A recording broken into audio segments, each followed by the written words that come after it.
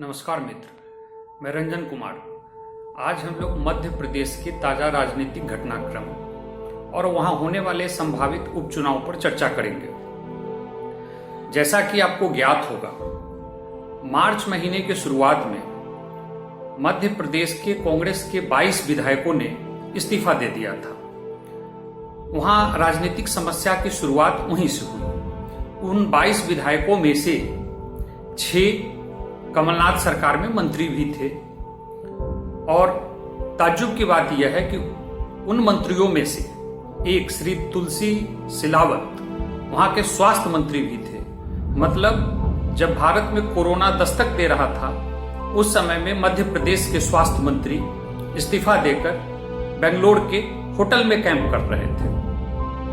आपको यह भी मालूम होगा कि मध्य प्रदेश का स्वास्थ्य विभाग देश का पहला विभाग ऐसा था जहां बड़े पैमाने पर कोरोना से संक्रमण हुआ और वहां के स्वास्थ्य सचिव भी कोरोना से संक्रमित हुए थे। अब हम घटनाक्रम की चर्चा डिटेल में करते हैं। 22 विधायकों के इस्तीफा देने के बाद कमलनाथ सरकार मध्य प्रदेश में अल्पमत में आ गई। 19 मार्च को सुप्रीम कोर्ट के हस्तक्षेप के बाद वहां के विधानसभा अध्यक्ष ने 22 विधायकों का इस्तीफा मंजूर कर लिया। उसके बाद 20 मार्च को शक्ति परीक्षण का तिथि तय था और विधानसभा में अपने बहुमत का जुगाड़ होता न देखकर कमलनाथ ने इस्तीफा दे दिया। उसके अगले ही दिन 21 मार्च को कांग्रेस के इन बागी विधायकों ने बीजेपी की सदस्यता स्वीकार कर ली और 23 मार्च को शिवराज सिंह चौहान चौथी बार मध्य प्रदेश के मुख्यमंत्री बना दिए गए। अब वहां भाजपा में रस्साकसी शुरू हुई शिवराज सिंह के मंत्रिमंडल विस्तार की। हम देखते हैं कि काफी जद्दोजहद के बाद 21 अप्रैल को वहां पहला मंत्रिमंडल विस्तार हुआ। इस अवधि में मतलब 23 मार्च से लेकर 21 अप्रैल तक शिवराज सिंह चौहान के नेतृत्व में अकेला कैबिनेट चलता रहा, जिसमें उनके अलावे कोई मंत्री नहीं था। 21 अप्रैल को मंत्रिमंडल विस्तार में भाजपा के 2 प्रमुख नेता नरोत्तम मिश्रा और गोपाल भार्गव, इसके अलावा ज्योतिरादित्य सिंधिया के गुट के 3 प्रमुख नेता प्रभुराम चौधरी, गोविंद सिंह राजपूत और तुलसीराम सिलावट को मंत्री बनाया गया। इसके बाद अगले 2.5 महीने तक इन्हीं 5 मंत्रियों के भरोसे शिवराज सिंह चौहान की सरकार चलती रही। दिल्ली से लेकर भोपाल तक जद्दोजहद कायम रहा कि सिंधिया गुट के कितने मंत्री बनाए जाएं। मध्य प्रदेश में भाजपा के जो विभिन्न गुट हैं उनका शक्ति संतुलन कैसे साधा जाए, साथ ही वहां के जाति और क्षेत्र के हिसाब से भी प्रतिनिधित्व कैसे तय किया जाए। और इन सभी उठापटक के बाद 2 जुलाई को 28 और मंत्री बनाए गए।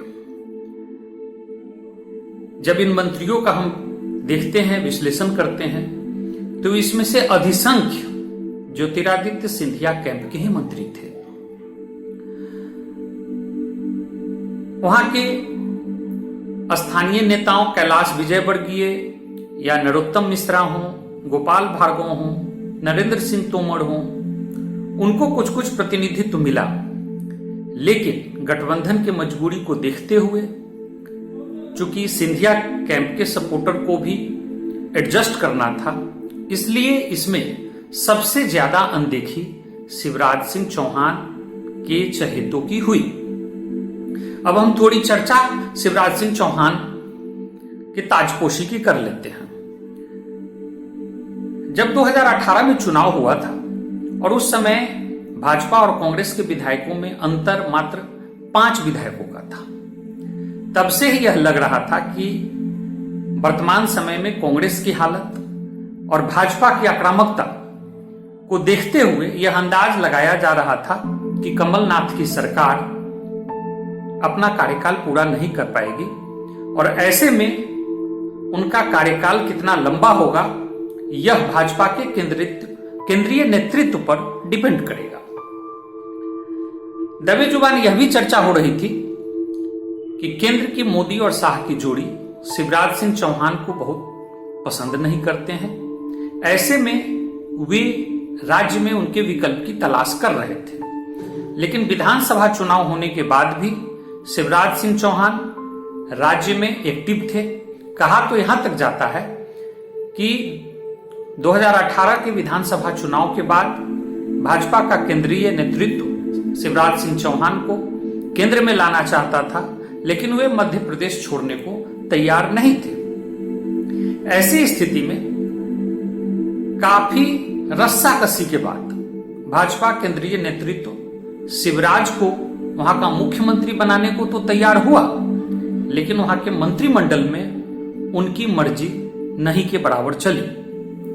तभी तो जब 2 जुलाई को मंत्रिमंडल निर्माण से पहले वे दिल्ली से आए तो एक पत्रकार को उन्होंने कहा कि जब समुद्र मंथन होता है तो उसमें अमृत भी निकलता है और विष भी निकलता है, और विष को हमेशा शिव ही पीते हैं। मतलब साफ कि मंत्रिमंडल के निर्माण में उनकी अनदेखी की गई। इस मंत्रिमंडल में कुल मिलाकर सिंधिया कैंप के लगभग 1 दर्जन पूर्व विधायकों को मंत्री बनाया गया तथा कांग्रेस के 2 अन्य बागी सदस्यों को भी मंत्री बनाया गया। कुल मिलाकर कांग्रेस से जो 22 विधायक त्यागपत्र देकर भाजपा में आए थे, उनमें से 14 विधायक को मंत्री बनाया गया। अगर हम क्षेत्रवार भी देखें तो इस मंत्रिमंडल में ग्वालियर और चंबल संभाग को सबसे ज्यादा प्रतिनिधित्व मिला।